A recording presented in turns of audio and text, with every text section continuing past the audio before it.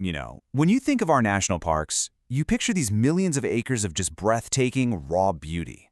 They're really a symbol of the American wilderness. But here's the thing. These vast, untamed landscapes, they hold their fair share of secrets. And sometimes, people who walk into them, well, they're just never seen again. So that's the real question, isn't it? What happens when someone just vanishes out there?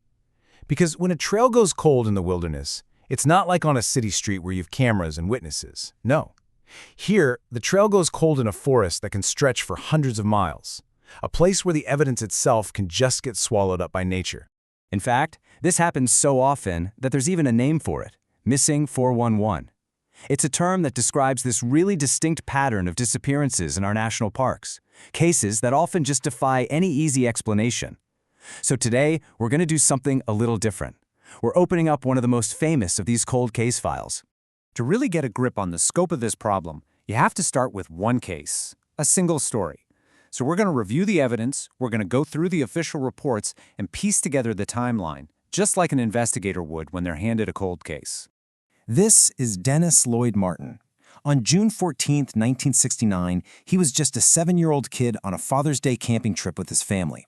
The description you see here comes from a reward poster printed shortly after. He has never been seen again. Now, everything we're about to go through, it's all grounded right here, in the official record. These documents, the National Park Service Incident Report and the chronological narrative, this is our primary evidence. We're not here to speculate, we're here to stick to the facts, exactly as they were recorded at the time. Just look at how simple and normal all this is. It's a family outing. A bunch of boys, including Dennis and his older brother, they decide to play a totally harmless prank on the adults. Dennis splits off to sneak up from another direction, and in that tiny moment, he just vanishes. Okay, in any missing person case, everybody knows the first few hours are absolutely vital. But out in the wilderness, that window, it doesn't just close, it slams shut with brutal speed. Let's dig into the timeline and see exactly how this unfolded. You have to see the speed here. Only 5 minutes. 5 minutes pass before his father starts looking. But then, look at the time it takes to notify the rangers. Almost 4 hours. That's the tough reality of the backcountry. By the time an official search can even get organized, night has already fallen and a massive thunderstorm rolls in, washing away any tracks and making a real search pretty much impossible. All right, to really understand what happened next, you have to stop thinking like an investigator for a second and start thinking like a park ranger. You can't just look at a map. You got to understand the mountain itself. And in this search, the mountain wasn't just an obstacle. It was an active adversary. Let me tell you, this was not some casual walk in the park. We're talking about torrential rain, over 2.5 inches of it, turning every little stream into a raging torrent. The undergrowth, what we old-timers call laurel hells, it's so thick you literally can't see your own feet. Add in blinding rain that cuts visibility to zero, and the fact that you're sharing the woods with bears and rattlesnakes, that was the grim reality facing every single searcher. And this quote just says it all, doesn't it? This isn't speculation. This is from the man who led the entire operation, Chief Ranger Lee Snedden. 3 feet.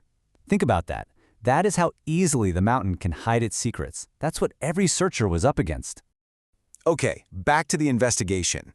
So, faced with these just impossible conditions, the response was nothing short of monumental. Let's really look at the sheer scale of the operation they launched to find this one little boy. This number is just staggering. Over 1,400 people. Rangers, soldiers, and hundreds of volunteers were all mobilized to comb that mountainside. At the time, it was one of the largest search efforts in the history of the National Park Service. And the area they covered was immense. We're talking 50 square miles of some of the most rugged, unforgiving terrain in the eastern United States. They scoured it inch by inch, every gully, every trail, every thicket. And after all of that, all that manpower, combing 50 square miles, this is what they found. Absolutely nothing. Zero. Not a shoe, not a single thread from his little red shirt, not one definitive footprint. It was as if the wilderness had just swallowed him whole. And look at who was involved here. This wasn't just a group of concerned locals, We're talking elite U.S. Army Green Berets. These guys are skilled woodsmen. We're talking the National Guard, massive Air Force helicopters. The best of the best were on that mountain, and even they found nothing. So what's the legacy of a case like this? Well, it fundamentally changed how the National Park Service handles searches. That sheer chaos of 1,400 well-meaning but totally untrained volunteers, it likely destroyed any evidence that might have survived the storm. After Dennis Martin, new procedures were put in place to have trained teams secure a scene first before the masses arrive. 50 years. 50 years have passed. The technology has changed, sure, but that fundamental challenge of the wilderness, it remains. And the reason these cases still haunt us, it's because they keep happening.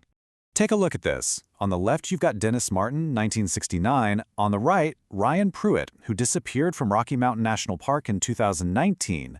A full 50 years apart. Different parks, but the story is just chillingly similar. A massive search is launched, turns up absolutely no clues, and another case goes cold. And so, the Dennis Martin case file, it remains open. It's sitting in a National Park Service office somewhere. It's thick, I'm sure, filled with reports, maps, and tons of dead-end leads. But you know what it doesn't contain? Answers. To this day, there is still no trace. Which really brings us right back to where we started. These parks, they are our national treasures. They're places of incredible beauty and adventure, but we have to remember, they are also truly wild. And when you're standing at the edge of that wilderness looking in, you just have to wonder, how many secrets can a place like that really keep?